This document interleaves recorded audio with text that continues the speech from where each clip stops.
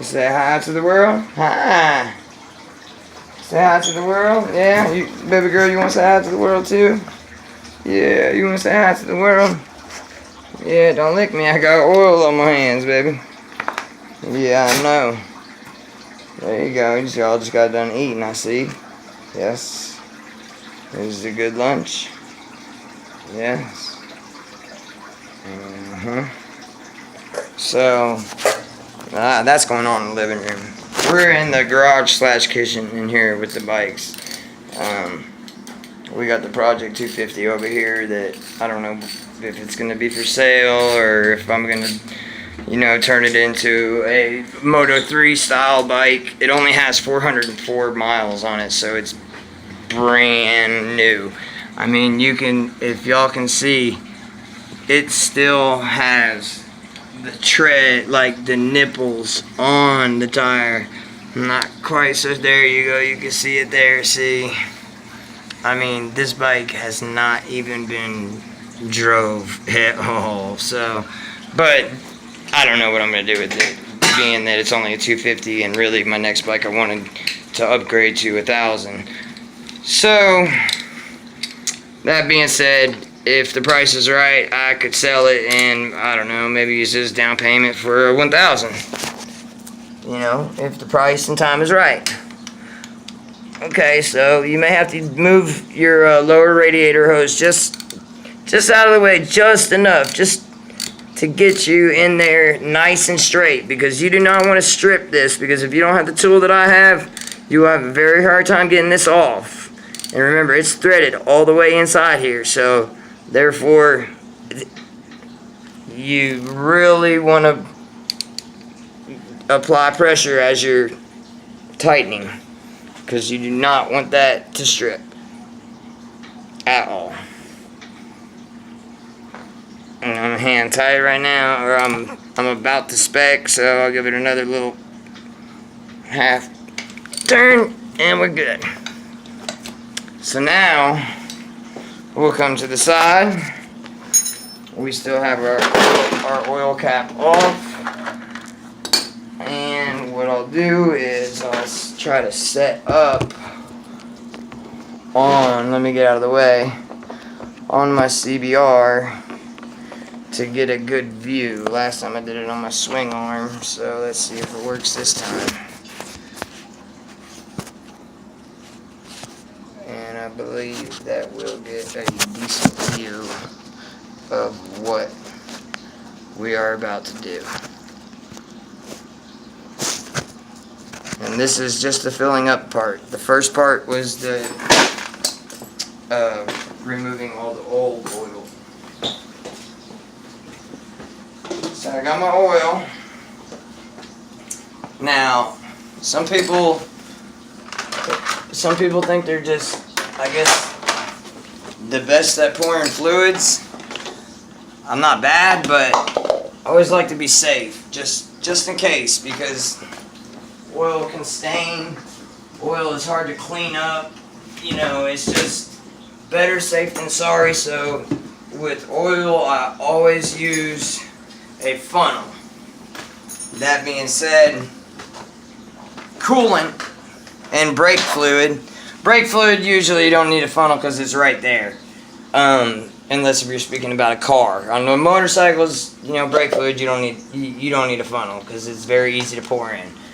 But motorcycles, it's a little bit different story. You don't want no excess fluid spilling on anything inside of your motorcycle. Because remember, everything we're pouring in right now is going to be in the engine. It's lubricating everything. So you want it to be nice and clean, brand new bottles, not laid around for, you know, a year, and oh, it's the right spec. It calls for 1040, but it's been sitting in my garage for the last 18 months. But it's good. These bottles accumulate fluid, water over the time.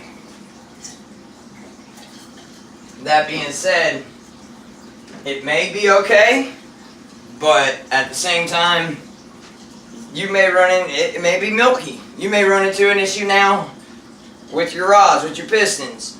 So my philosophy is always better safe than sorry. So now we'll get to pouring in the fluids. I got my funnel. Everything's tightened down, so therefore now we know whatever I'm pouring in is not coming out. Remember, this bike calls, they said spec on this bike was 4.0. So we're gonna go with what the motorcycle shop told me today. And I've had a few friends have these bikes and they've all told me that it calls for 4. And I'm just baffled by that because my CBR and my Gixxer only call for 2. So, that being said, we haven't had any issues with the Kawasaki, to be honest. You know, just being honest, I love my Gixxer and I love my CBR, but I ain't gonna lie, whenever I get off of her bike, I come home and I tell her, damn, I'm jealous, because you can feel that extra 17, 20 horsepower. You can. I can just tell. So, but this is her bike. She loves this bike. It's a beautiful bike. Later on, I'll post pictures of what this bike looked like before, when we bought it, and the upgrades and all the stuff that we have done to it, you know. Just the stainless lines, the new pads all the way around, I put a new clutch in it, or clutch plates in it. You know, I did a coolant flush on it. Then we went ahead and redid all the color scheme on it. We got the seats done in the green. We added some of our monster decals. You know, some hopefully sponsorship someday. So we're already going and putting it out there, letting them know, hey, we're ready. If y'all want to sponsor us, we're down. We're open for any invitations.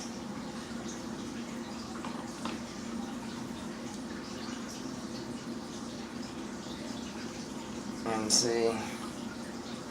Oh, I missed a little bit right there, but that's okay. I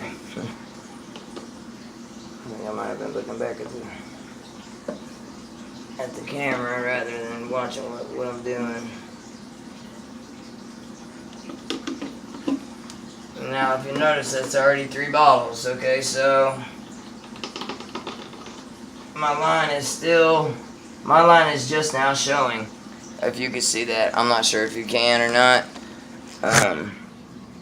That line is just now starting to show up on the bottom of it. I'm gonna pull the light over here and you can see, and it's really, honestly, it's not even there. It's barely there yet. So if you can see that, I'm sure the light doesn't. There you go.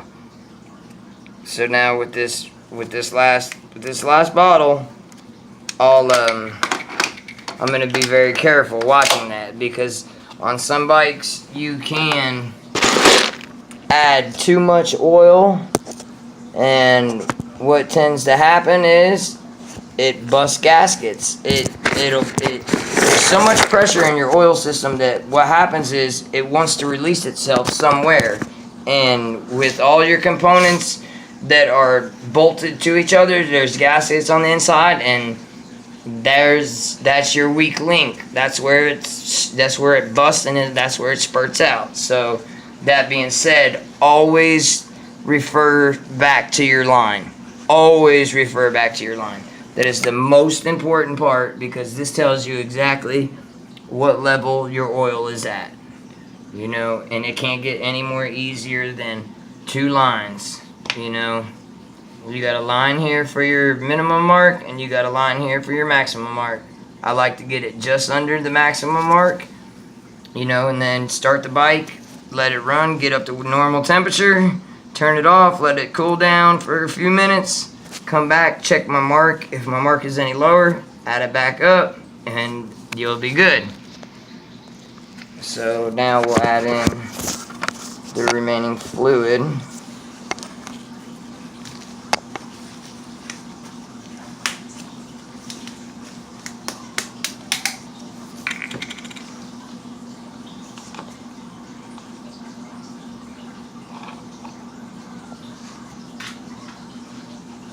You'll watch it come up and then it'll go back down because this is being poured directly over the line, but now it has to flow throughout the whole engine.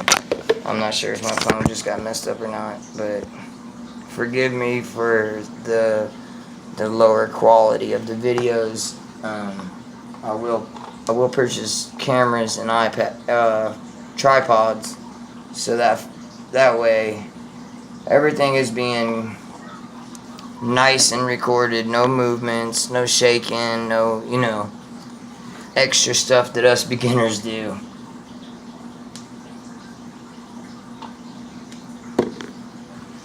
And if you watch, you see it gets up to halfway and then drops back down, so don't be alarmed by this. This is just what happens. It's leveling itself out.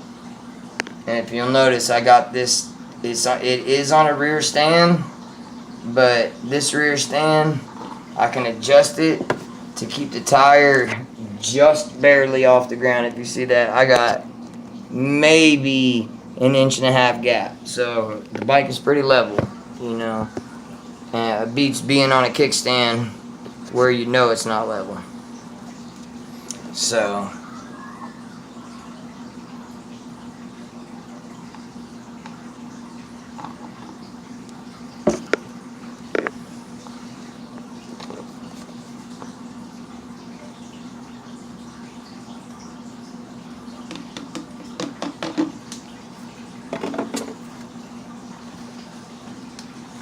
since I'm not right there, I'll grab my last bottle and I'll top it off,